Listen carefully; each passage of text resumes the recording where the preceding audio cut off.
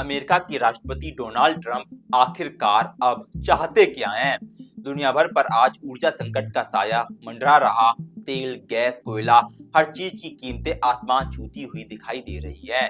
कई देशों की अर्थव्यवस्थाएं ट्रंप की नीतियों की वजह से लगातार कमजोर हो रही और हमारे अपने देश भारत का हाल देख लीजिए।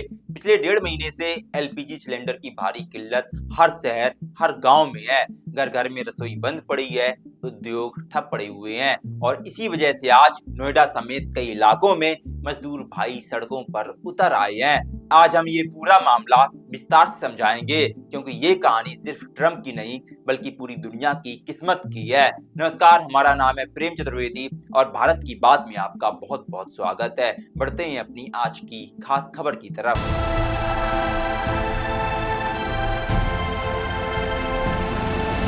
दोस्तों, 2024 के चुनाव के बाद जब डोनाल्ड ट्रंप फिर से व्हाइट हाउस में बैठे तो पूरी दुनिया ने सोचा था कि अमेरिका फर्स्ट का नारा सिर्फ अमेरिका के लिए होगा, लेकिन आज सच्चाई कुछ और है। ट्रंप चाहते हैं पूरी दुनिया को अपनी शर्तों पर चलाना।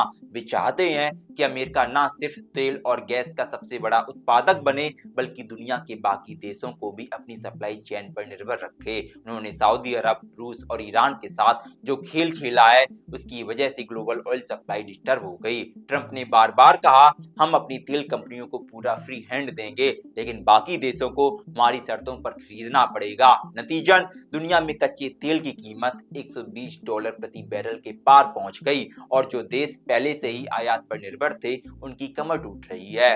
दोस्तों, आज ऊर्जा संकट कोई कल्पना नहीं बल्कि हकीकत बन गई। यूरोप पहले ही रूस यूक्रेन युद्ध की मार झेल रहा, अब ट्रंप की अमेरिका फर्स्ट एनर्जी पॉलिसी ने आग में घी डाल दिया। जर्मनी, फ्रांस, इटली इन देशों की फैक्ट्रियां बंद हो रही और बेरोजगारी लगातार बढ़ रही है। एशिया की बात करें तो चीन, भारत, पाकिस्तान, बांग्लादेश हर जगह एक ही कहानी है। ट्रंप ने एलएनजी यानी लिक्विफाइड नेचुरल गैस के एक्सपोर्ट पर नए टैरिफ और रेस्ट्रिक्शंस लगा दिए। उन्होंने साफ कहा पहले अमेरिका नागरिक फिर बाकी दुनिया। नतीजा, एशियाई देशों को महंगे दामों पर गैस खरीदनी पड़ रही है।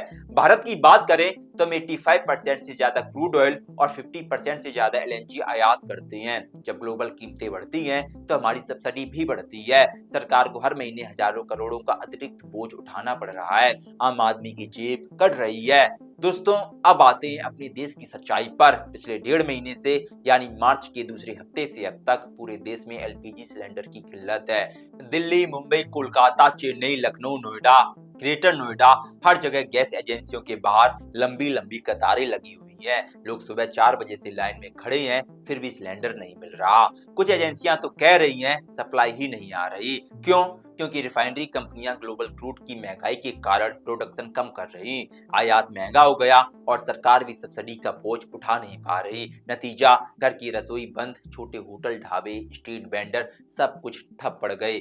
महिलाएं घंटों पानी उबालने के लिए लकड़ी कोयला जला रही। बच्चे स्कूल से घर आकर कह रहे मम्मी आज फिर रोटी नहीं बनी क्या। छोटे उद्योग प्लास्टिक, रबड़, केमिकल, फूड प्रोडक्शन जहाँ एलपीजी का इस्तेमाल होता है वे बंद हो रहे।